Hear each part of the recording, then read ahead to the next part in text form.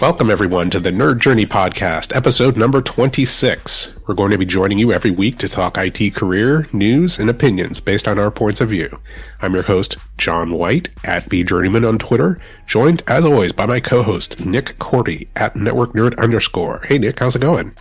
Hey, John. I'm doing all right. I want to make sure our listeners know we are a couple of VMware solution engineers looking to bring them the career advice we wish we'd been given earlier in our careers. We hope our career discussions will be relevant across disciplines and remain timeless. If you're enjoying our content, please drop us a positive review on Apple Podcasts or wherever you subscribe.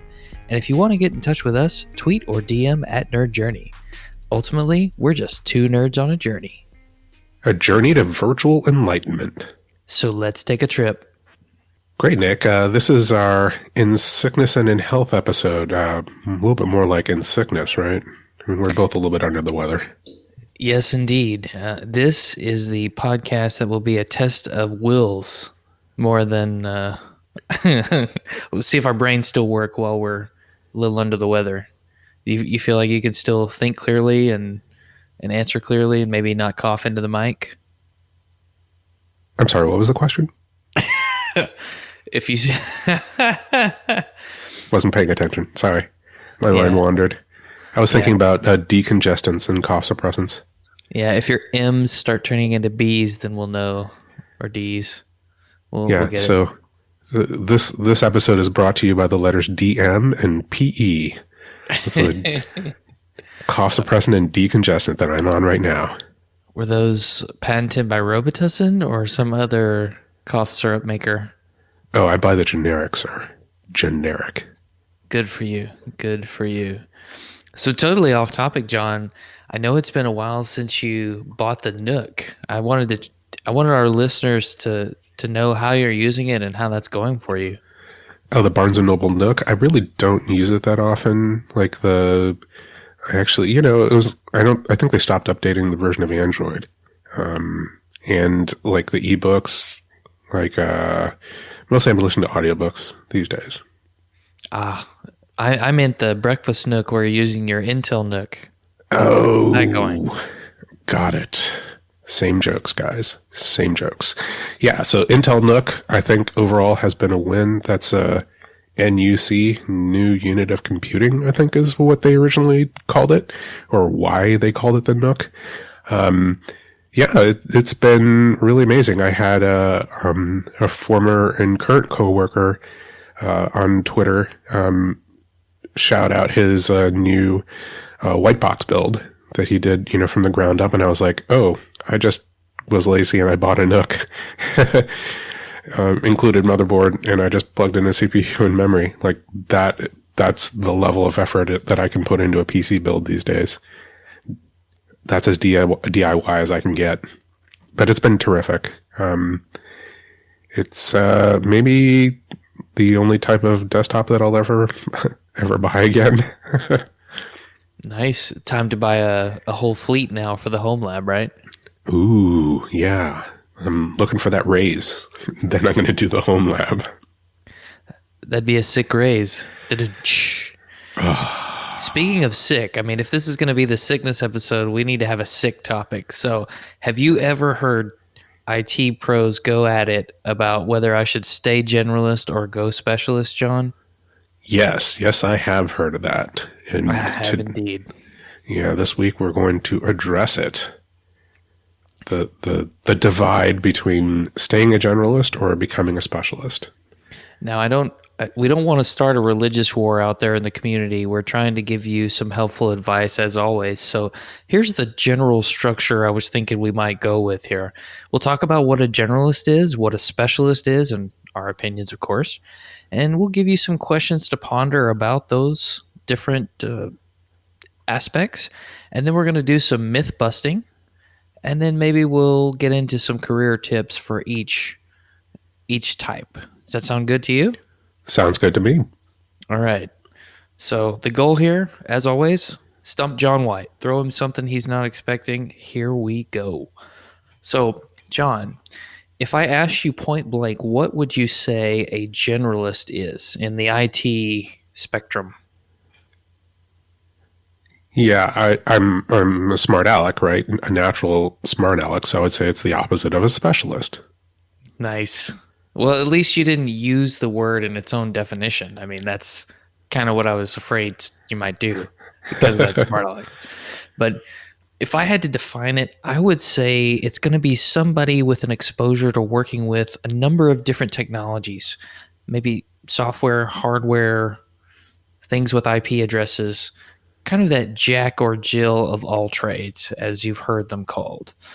And it is most likely that they're not going to be super deep in one specific area, like 400, 500 level, maybe, but probably not because they touch a lot of different things.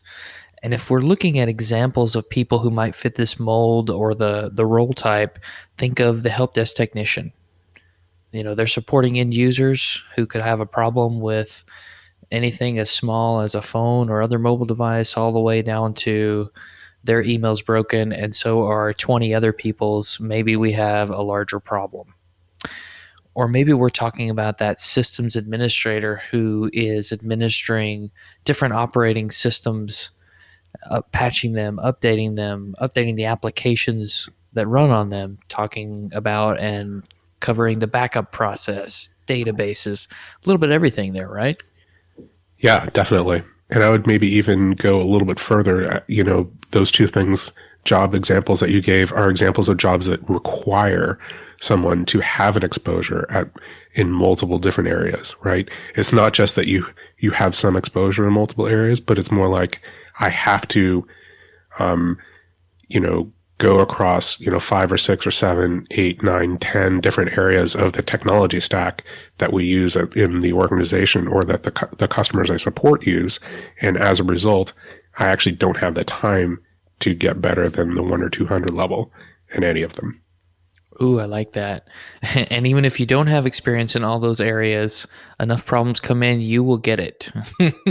I would say that, if you were jumping into one of these roles and didn't have a lot of experience in all these areas, you would get it very fast because the problems are going to cover the spectrum. Absolutely. So, especially at the entry level, there's a lot of, kind of scripted interaction, right? Like, decision trees. What about this? What about this? Have you tried this? And that's the kind of way that 400 level people, instruct 1 and 200 level people to approach, discussions about their specialized technology. Gotcha. So maybe it's the difference between I've done this a little bit.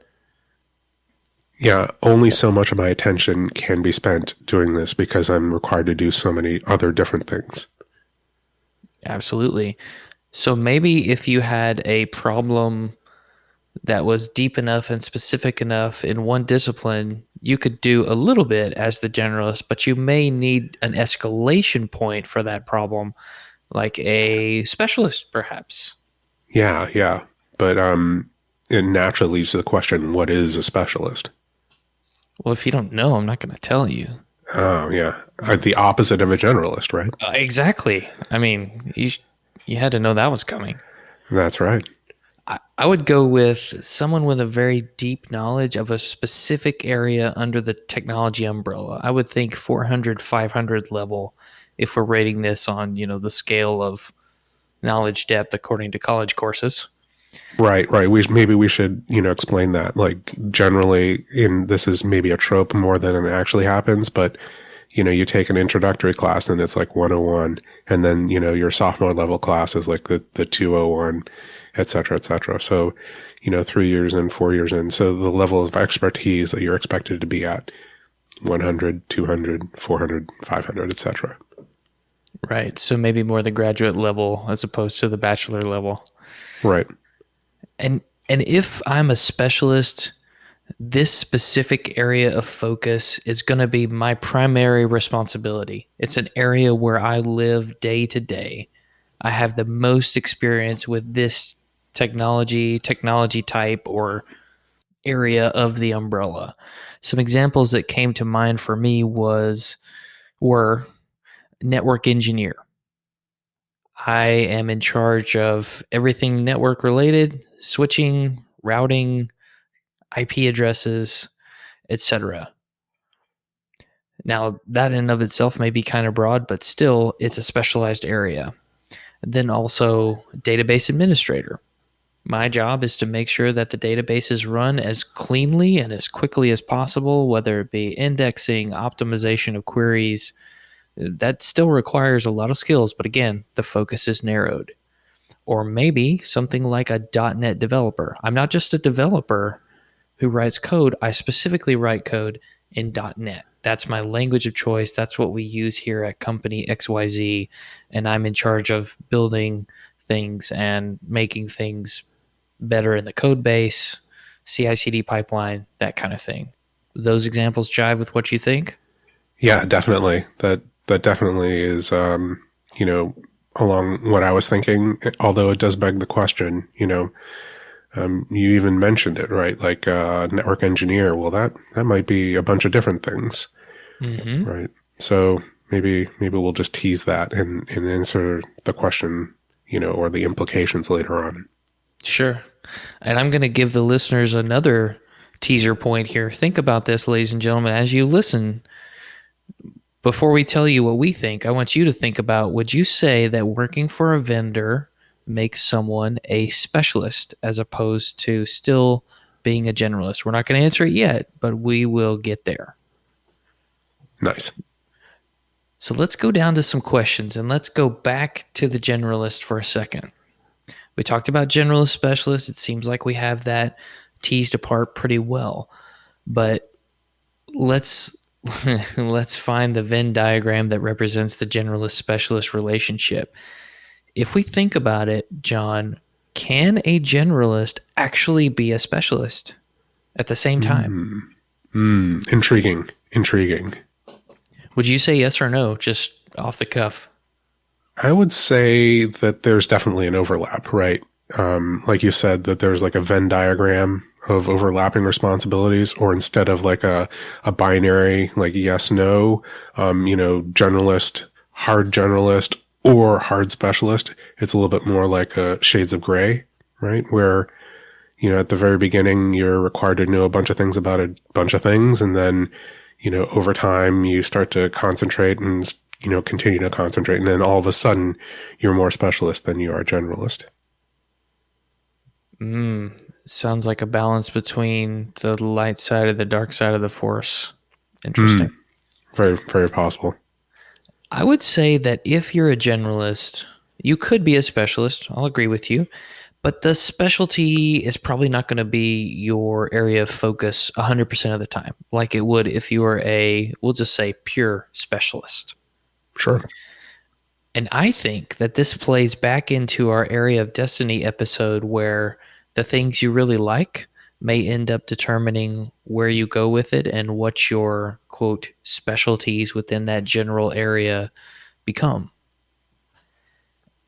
And it's most likely, as I said, that your knowledge isn't going to be as deep as those who work in that area all the time, but it's probably going to be deeper than your average generalist. So maybe you're a 300 level or a 350 at databases, for example, and your generalist peers are more like a 100, 200, but your specialist peer would be a 400, 500. So you're floating somewhere in the middle. It's still a specialty of yours, but maybe you're not quite there to full-blown specialists. Yeah, right. And I can see that. For example, the help desk technician might be a little bit more adept at closing those database tickets because of the special interest or, additional study that they've done on their own. And so they get a little bit more adept, a little bit more interested, and maybe they become the lead at their like 100 or 200 level of, level 1 or level 2 help desk. And before it gets escalated to a specialist, maybe they run it, in front of this person who has a special interest. So maybe at like an intermediate escalation point. Yeah, that's good.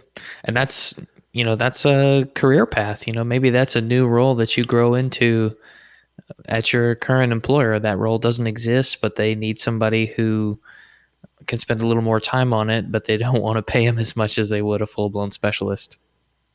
Right. So, the example I was thinking of was like maybe somebody who you talked about the network, someone who concentrates on networking, well, maybe, this person has seen enough DNS problems that they've done like an in-depth analysis of, the types of problems, and tickets that have been closed in the past, and has seen the patterns and maybe written a frequently asked questions or, frequently solved problems document. And now, they're the person that, the team goes to if there, isn't even a hint of a DNS problem before they actually escalate it to the network engineering team.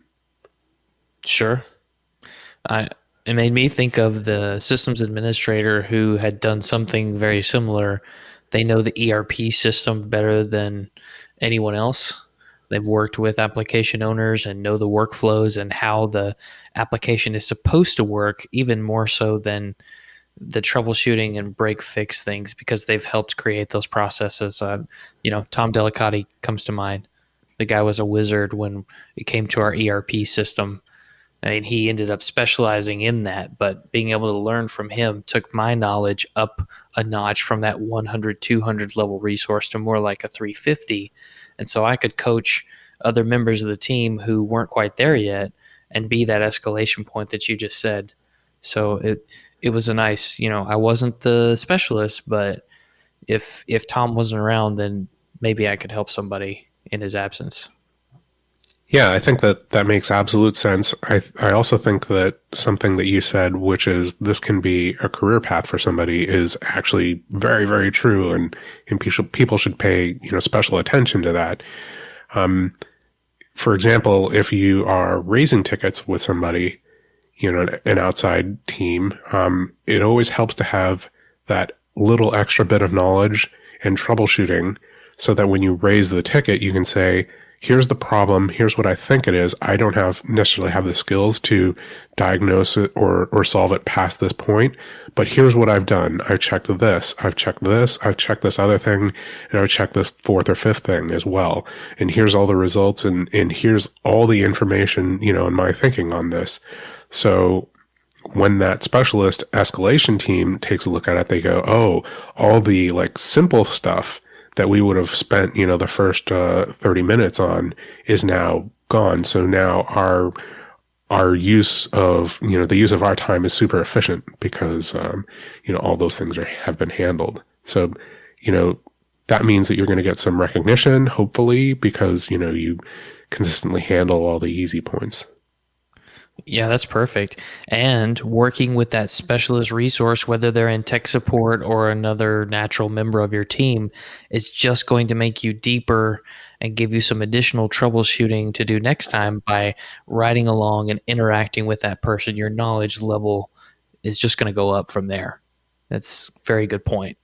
I remember so many times opening a ticket with support for product XYZ, and maybe I opened it for one thing, but I was able to pick their brain and learn 5 different things after that interaction that helped me gain more knowledge. So yeah, they're kind of helping me pull over toward the specialist end of the spectrum. One other thing about the generalist that could be considered a specialty, it may not be a product area or software area. It might actually be the industry in which you work. Maybe you know so much about the security implications in the financial industry because you've done it at multiple places. Yeah, I really like that. The idea that you could bring your industry context to the job, even as a generalist, means that you're a certain kind of specialist, right?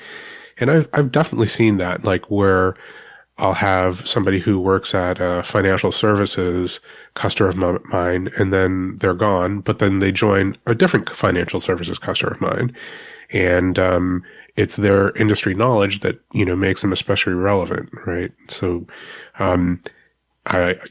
even myself, I think probably if I'd wanted to stay in IT operations, I probably could have moved to another wholesale/retail, company that, that used, ERP solutions, and I could have brought my experience, as an analyst and IT ops and IT management in that role and in that industry. It would have been a much easier move than me moving to, again, financial services, right? Because I had no experience in that. Absolutely. And even if the technologies were completely different at that second place you went, you would still have some idea of how the organization and its internal components probably needed to work to meet the technology requirements that would be needed in that space.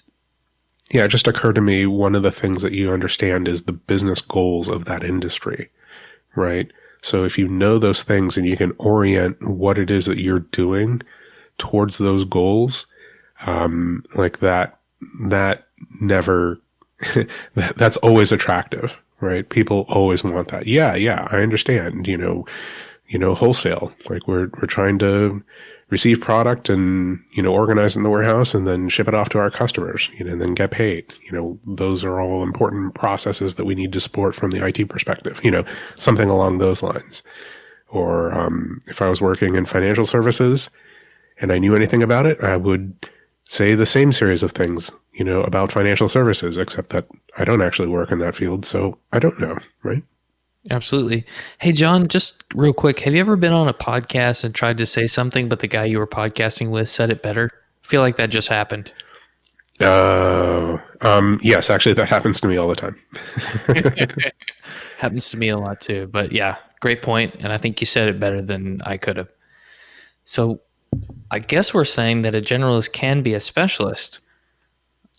Of sorts, yeah.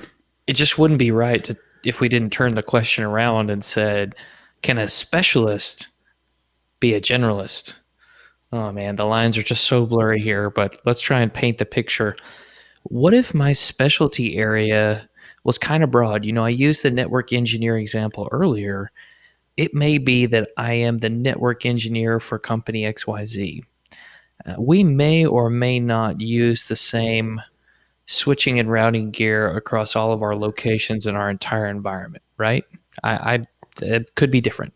Maybe we Correct. do software-defined networking in some way, and that is yet another piece of the puzzle. So that's still kind of a broad spectrum, as opposed to me saying, well, I'm a network engineer, but I only work on Cisco gear, and I've only worked on these two types of ASAs or 9Ks, for example, right? Right. And you didn't even talk about wide area networking there, except in the, the WAN facing area of a firewall. Yeah. So, there's just so many roles underneath that role of, quote unquote network engineering or network specialization that really, like, you could be that first line on the networking team, and they might view, you as the generalist, whereas like the person with security operations and networking, is like a specialist escalation point for you as the network generalist. And then the person who just knows, wide area routing protocols is a different point of escalation. And then somebody who can debug, switch programming is yet another escalation point. Each of those people are specialists to you as the network generalist. Yeah, that's definitely the case. I almost feel like, we have another example, right, Nick? Like your job and my job is kind of, like that as well, right?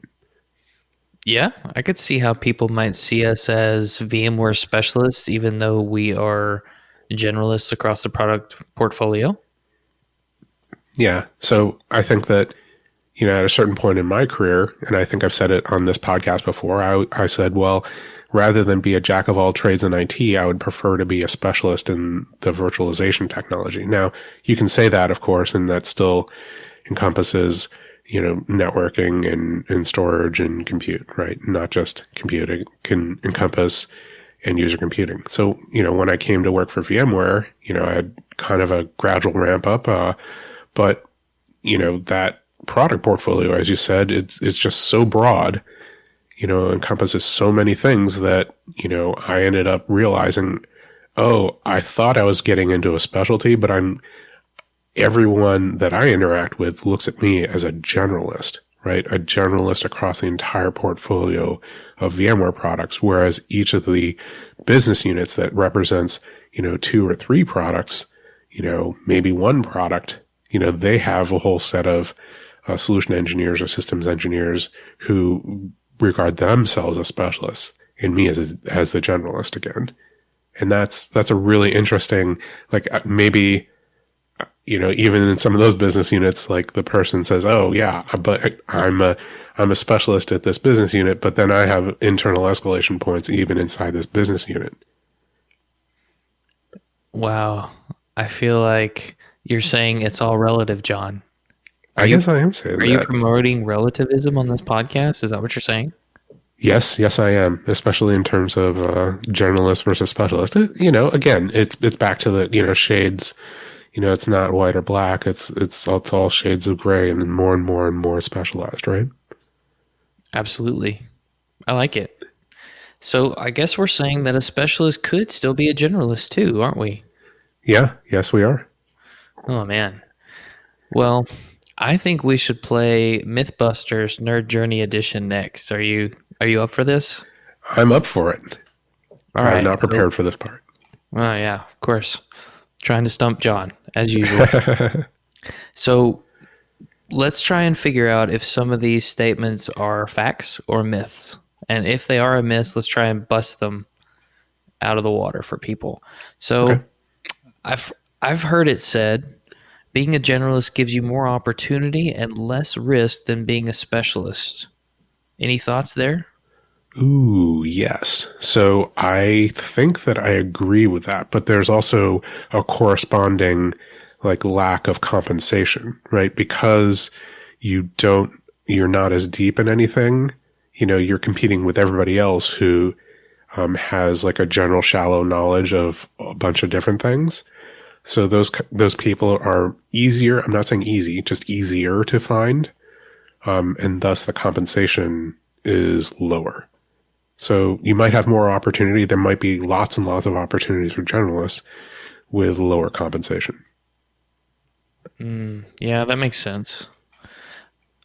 And I think that a lot of people want to stay generalist because they believe the opportunity spectrum will be bigger and it keeps them exposed to more technologies that they can touch out there.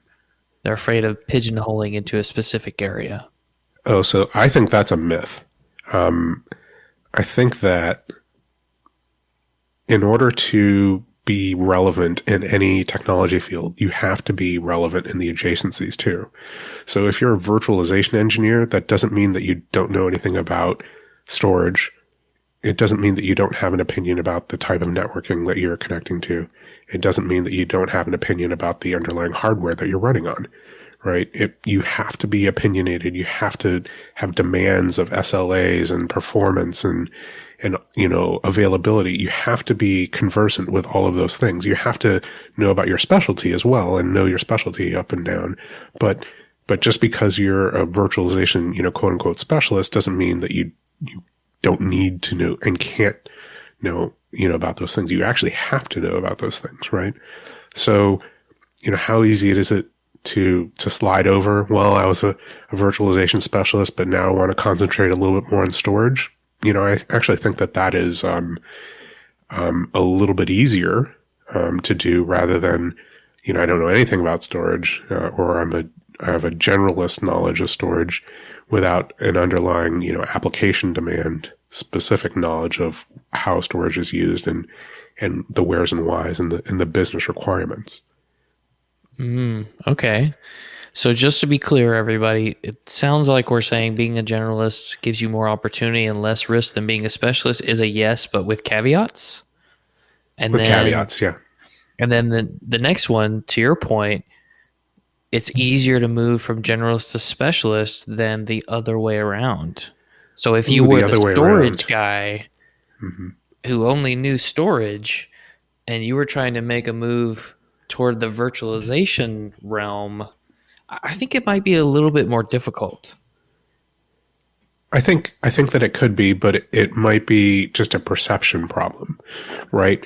So from the storage engineer's point of view, they need to interface with the virtualization team. They need to interface with a physical team. They need to interface with the team that uses, file.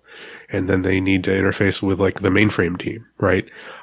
So they have a bunch of different interfaces. So that frontline team might be, a little bit more viewed by the storage team as generalists. So I think those storage generalists, because they interface with that kind of variety of teams, if they wanted to make the jump onto the other side of one of those teams, say in your example to become a virtualization specialist, I think they're facing similar hurdles. I mean,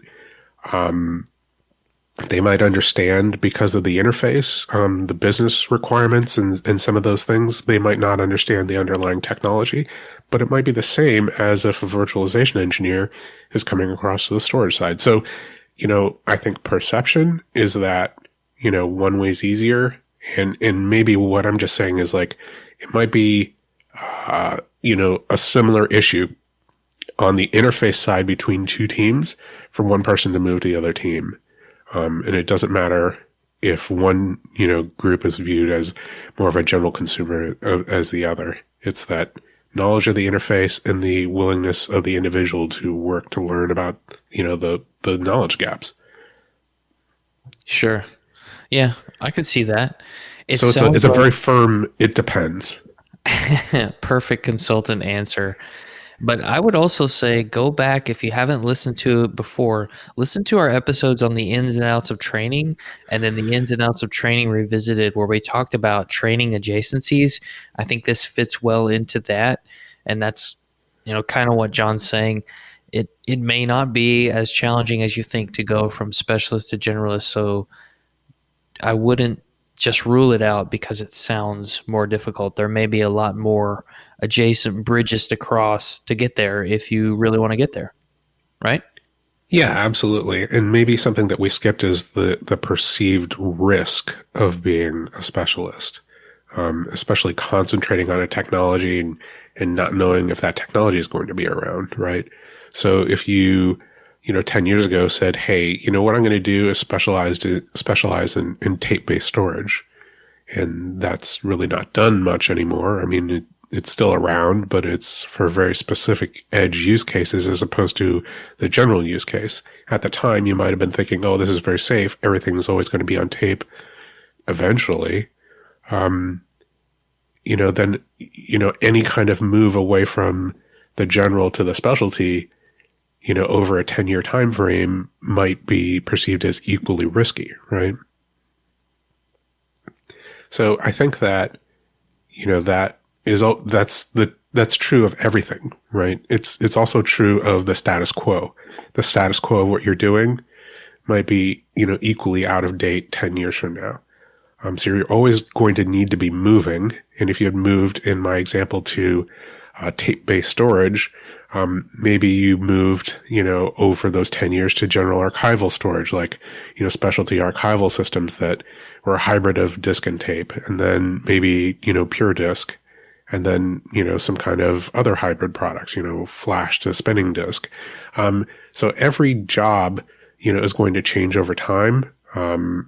And you just have to be, the main requirement is that you have to be willing and able to understand that your job 10 years from now, it probably just is almost impossible for it to be exactly what it is you're doing today. So you have to embrace change no matter what it is that you do. Oh, man. I completely agree with you. My thought of the risk part is, if you wanted to specialize in something that was new, cutting edge, and maybe a little untested in the market, and that product or service didn't work out, you might be the first one to go if that's the case. That kind of puts your job at risk. But it also puts your job at risk if mainframe people are going away and they're not needed. But then now we have all these mainframes out there, and the people who could still work on a mainframe become valuable again. So it's a little bit of a cycle. And as you said, you need to be adaptable so that you can match your skills with the market demand and be in an area that feels like a safe bet to stay employed, right? Yeah, absolutely. Absolutely. How about this one? Fact or myth, specialists make more money because of a unique skill set. Ooh, I would say that, money is always about demand versus availability of people who can fill that demand. And it also has something to do with how difficult it is to get the skills, right? So, I guess that's my marketplace and capitalist view of how things like, in an open marketplace, the availability of skills, balanced against the demand for the use of those skills is going to determine the price of how people get paid. So you could be a specialist in something that has very, very little demand. And I think it'll be difficult to have, high levels of compensation. So it's really about, what the demand is versus how many people there are who can fill that demand. And that's just, for example, imagine the difficulty in getting top secret clearance, right? So maybe you have a generalist skills, but you have top secret clearance. And so you're in the marketplace for people who can work on those generalist type of problems in the industry that requires that you have top secret clearance. Well, the number of people who have that is low compared to the general population. So in general, you're probably going to have higher levels of compensation. So anything that you have which rules out a bunch of people in that job market is going to increase your pay. I like it. It sounds like you just gave us another "it depends" answer, John. Yeah. It's difficult to have like a precise rule, like a general rule, as like, the more specialized you are, like the higher your pay is going to be. Well, I mean, I remember I took a computer science class. This is like 10 or 15 years ago, and it was an ADA. Okay. Now, if I'm super specialized in ADA, the number of people might not be that high that can do that job, but the demand for the use of that language might not be that high either. So maybe the market rate is about the market for, somebody in a more well-known language. So, and I have actually no idea if that's true or not. It's just an example. So I just think that it does depend. It depends on the demand for the set of specialized skills if you're a specialist, and anything else that like rules any other people out of the market for the job, right? Yeah, I like it. I don't really have anything to add to that one because I think you said it well. How about this one? Being a specialist limits exposure to new products and skills and narrows your viewpoint. On this particular item, I think that specializing definitely can limit your exposure to new products and skills.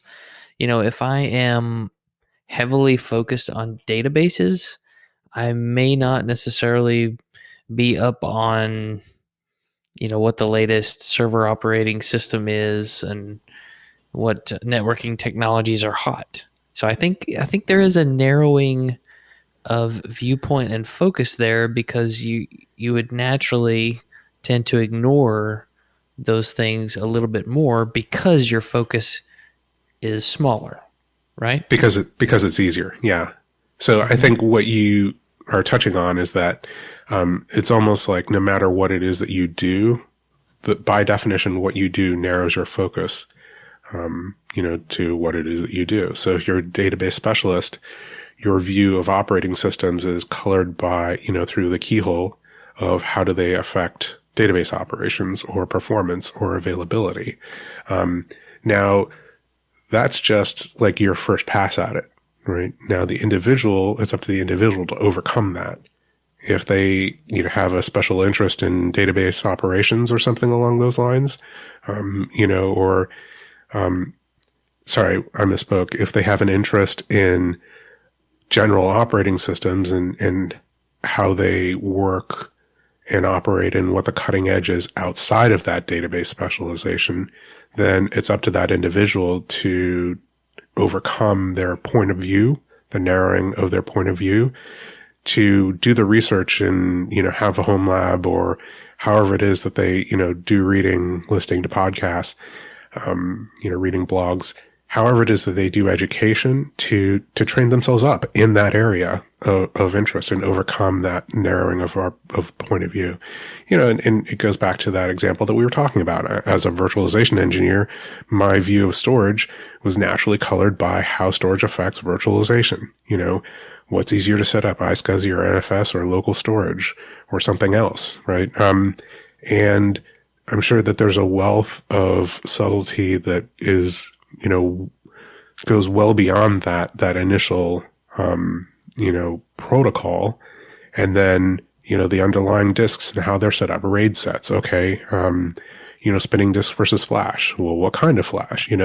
All of those things, as a virtualization engineer, I'm interested in as it affects virtualization. But if I have any inkling or interest in storage writ large, then I need to investigate that industry outside of how my point of view, generally perceives that and read about that industry and their point of view. So I hope that makes sense to you. I like it. I really keyed in on the fact that you can make it happen and open up your bubble a little bit if you want to, but it will take conscious effort, work, and some additional focus that might be outside of your immediate job responsibilities, right? Yeah, absolutely. It might be, something that you have to do in your extended time, like your personal time, or you might need to sell it to your employer as, hey, this is mandatory, kind of development time that I need to do to stay relevant within, the industry writ large, right? I might be very, very good at what I'm doing, but you also want me to be ready for what's coming next year and the year after that and the year after that. So that's kind of my viewpoint. Sure. And someone may say back to your viewpoint, well, John, drink more coffee, sleep less, and go for it, because you're not doing it here. Well, I would say like a good employer is going to want you to remain relevant over the medium to long term, not just, very, very short term. So if you truly are in an environment where your employer says, I expect you to spend personal time outside of the 40 hours or whatever that you're spending on my site to stay relevant within the industry and be ready for the change and be ready to be an expert or, a generalist at this next thing, that nobody knows about yet, then that's a problem. That's a sign of a short-sighted employer or, an employer that just needs to be educated in how to be relevant or a good employer to technology professionals, right? Absolutely. And if the education from you doesn't work on the employer, polish up resume, run away quickly. Yeah. Speaking of that, let's talk career, since that's what we do here. We busted some myths or said it depends a lot earlier. But let's talk about career tips that we would give people who are generalists right now or call themselves generalists, and for people who call themselves specialists. And before we do that, just remember, everybody, these tips are crafted through the lens of you need to be doing the things that will make you the most marketable moving forward so that you can have more opportunities as you advance your career. Whether it's getting more general or getting more specialized, the idea is the more options you have, the more job security you have, and the bigger variety of things you could go and do. So, yeah, absolutely. Good point of view to keep in mind. Let's start with the generalist, John. If I'm a generalist, what's a tip that you would give me for career advancement and development? I think we've actually kind of jumped the gun and talked about that. You have to stay flexible and you have to put in time to stay relevant, right? You have to be looking ahead of where you are today to what's coming and be prepared for it. And you don't have to be prepared for all the branches of where things could go. You just have to be aware of what those branches of possibilities are, right? If you're an IT professional pre-virtualization and you were looking ahead and thinking, well, maybe virtualization is a possibility, I need to do some preliminary investigation into it. You don't need to pick, the vendor winner or, exactly where the market goes. You just need to know that that's a possibility, in the hazy future. And the same thing for today. If you're in IT operations and you don't know anything about, who's going to win the container engine war, don't worry about that. You just need to educate yourself on what containers are and what Kubernetes is, or, other orchestration engines for containers, right? That's the type of thing that you just have to map out and say, well, what are the mega trends in the industry, and what is my awareness of them? Can I keep like a general awareness of how those things are marching forward? Absolutely. And you could use that decision tree, that knowledge of what the trends are, to maybe choose 1 to 2 areas that are of interest to you, that are relevant to the market, where you can dive a little bit deeper, learn a little bit more, maybe play with the technology, or at least read up on it. So that allows you to take your generalist self and develop some specialties outside of what you already have. Again, making you more marketable. But I will say it is really a challenge, John, when you're a generalist and you're interested in a bunch of different things, because there's no way you're going to have enough time to go deep on everything that interests you. It's just not possible unless you're a cyborg and don't sleep. Right. I think that it's exactly right. You hit it on the nail on the head, right? You have to map out the possibilities of the future. You have to find some things that sound really cool, that you're really excited about, and maybe place some minor bets by doing some additional research and self-teaching and self-learning about, those topics, because, you find them especially fascinating. But if, it's a problem if every single thing that you find in the hazy future is fascinating. Because there's just not enough hours in the day or the week or the month or the year to be a specialist at everything. You gotta place some bets. You gotta focus those interests. It's unfortunate, but it's a good position to be in if everything that you come across you find pretty interesting and intriguing. The big problem is if you don't find anything interesting. Like that's a major issue. Yeah, that's kind of strange. If you're not interested in anything, it kind of makes me wonder if you're in the right field. Maybe technology is just not as interesting to you as it used to be. Yeah, that's very possible. The real dilemma is if you're deeply fascinated in exactly what you're doing today and have no interest in how things are going to change, then you're in a real tough spot. Yeah, that's tough. So that sounds like a problem that may plague many a specialist out there, especially if you've done something for a really long time. How about we transition to career tips for the specialist? Yeah. Let's talk about that. So, from a specialist point of view, I would say think of ways, or think of how general your area of specialty happens to be. If we go back to the database administrator, well, what kind of databases are you working on? If you're just a SQL Server person today, maybe it's time to learn NoSQL or a different type of transactional database that is used for a different application, because while it's still under that database umbrella specialty, so to speak, it again makes you more marketable within that discipline and helps you to generalize.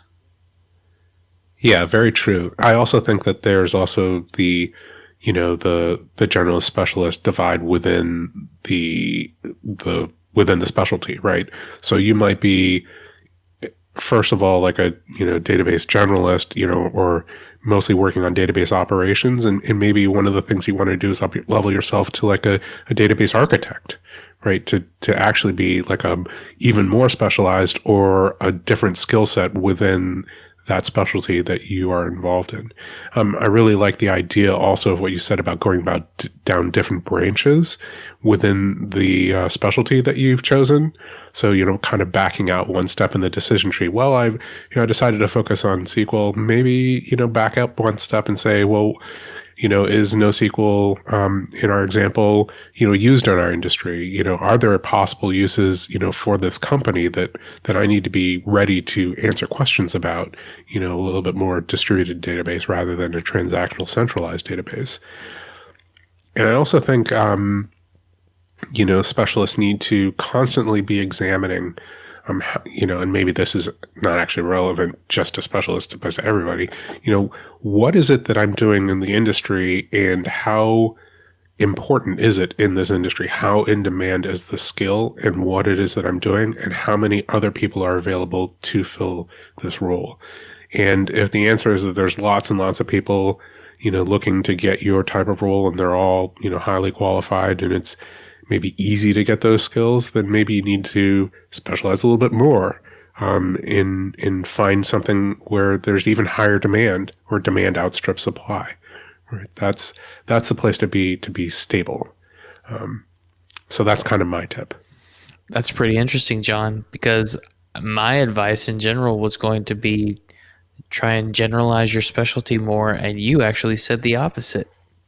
Cool stuff. I mean, I see both sides for sure, and I was not seeing that side before we started talking here. So very, very good point. And I think it's those adjacent areas that are logical next steps, just like you said, whether it's stepping toward a deeper specialty or a more general specialty there. The adjacencies are so important to pay attention to in any role that you happen to be in. And man, go ahead. I just want to double down on what you're saying. Like that adjacency thing, I found that so compelling as well. So I wanted to give, another side to it, but man, that adjacency thing is so important. Imagine how, the relative value of two different database administrators, who work on, have expertise in SQL Server. And one goes, I'm really great at SQL Server operations.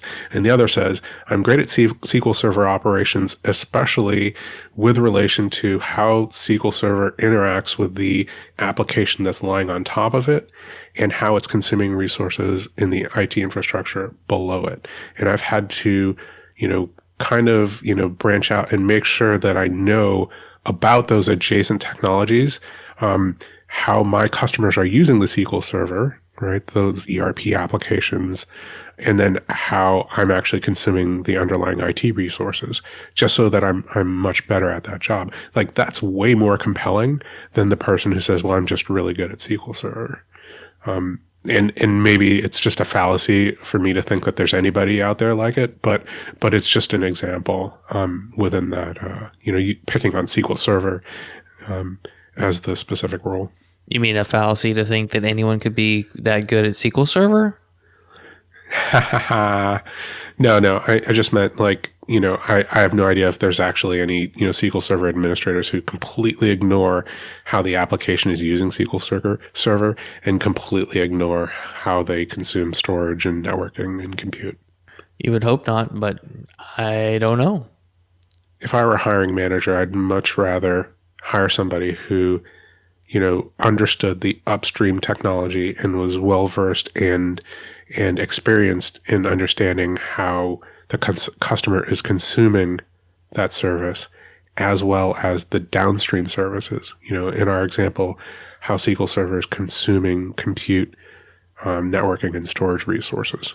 Like that person is way more compelling a hire than the person who is ignorant of those things. Well, sure, especially if you're the hiring manager at a company who provides cloud database services.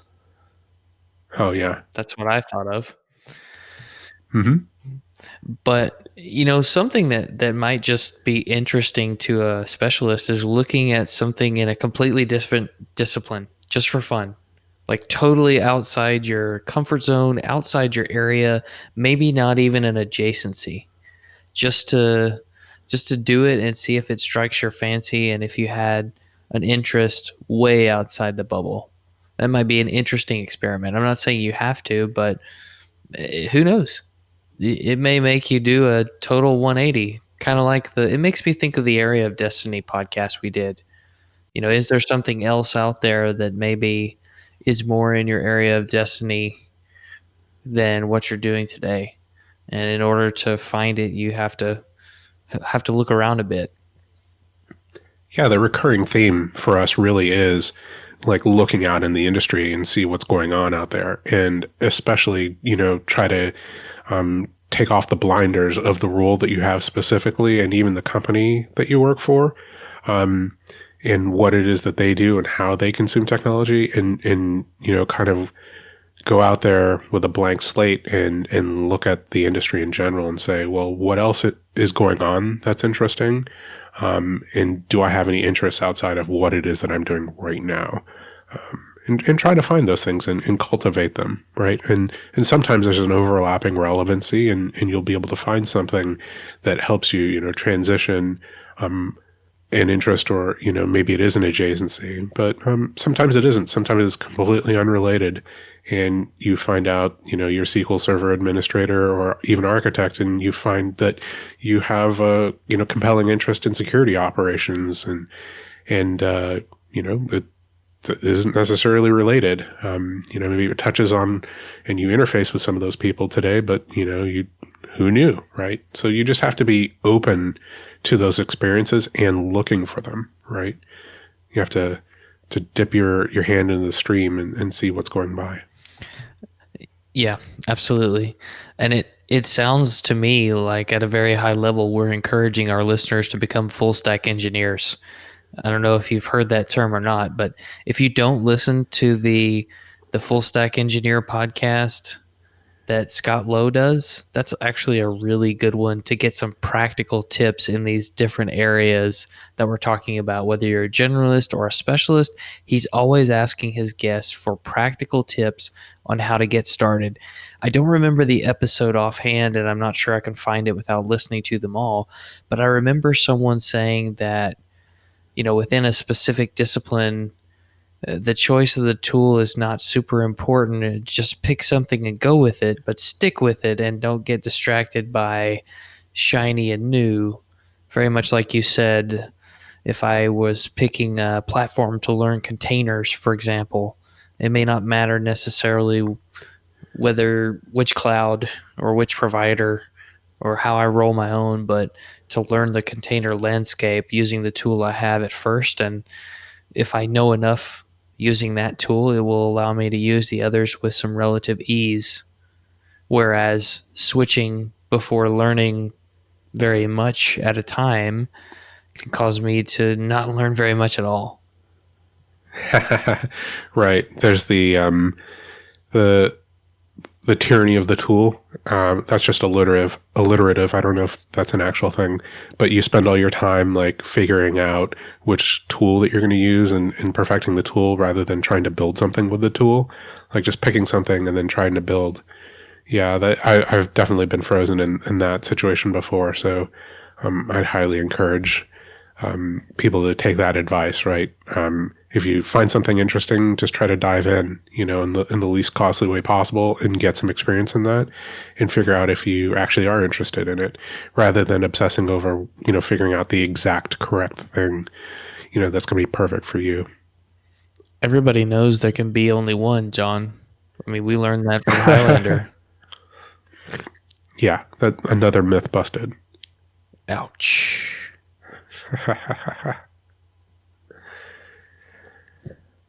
All right. Any other tips for the specialists that we can talk about? I think we pretty much got it covered.